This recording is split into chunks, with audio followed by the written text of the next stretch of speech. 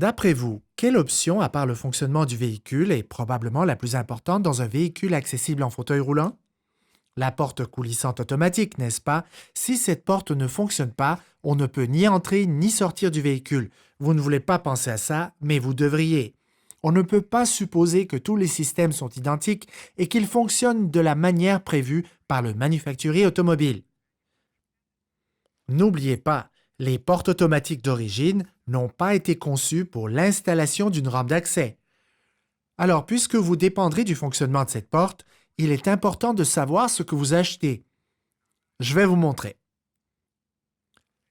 La porte de ce véhicule adapté s'ouvre suffisamment pour permettre à la rampe d'accès de se déployer. Ce qu'il est important de savoir, c'est comment ceci a-t-il été possible. Ici, le mécanisme d'entraînement d'origine a été modifié pour permettre une plus grande ouverture de la porte. Malheureusement, le rail d'entraînement de la poulie a été usiné, permettant au câble d'aller plus loin en arrière et à la porte d'ouvrir plus grand. Cela augmente toutefois le risque que la porte fasse défaut. On voit ici que l'angle du câble change lorsqu'il se déplace vers l'avant. Pouvez-vous m'assurer que le câble peut être étiré aussi loin et continuer à fonctionner tel que prévu à l'origine?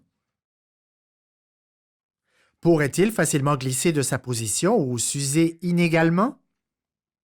De plus, qui serait responsable de la garantie de cette pièce qui a été modifiée considérablement?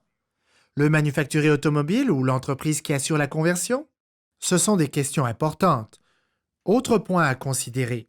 Jetons un coup d'œil au prolongement inférieur de cette porte. Manifestement, lorsqu'on abaisse le plancher d'un véhicule, on doit combler l'espace entre la porte et le plancher.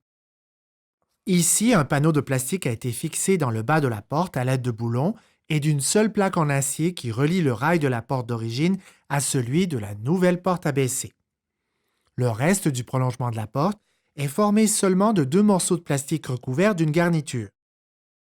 Pas très solide comme structure et très peu de protection sur ce côté. Pensez-vous que cela résistera au moindre choc? Examinons maintenant un autre exemple qui malheureusement n'est pas très bon. Ici, vous avez le mécanisme d'entraînement d'origine de la porte et au fond, la poulie arrière d'origine.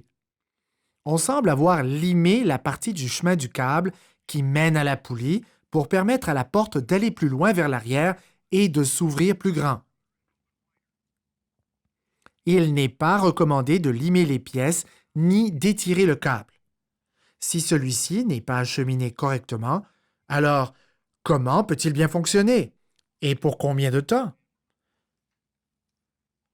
On remarque aussi l'utilisation d'un panneau de porte droit.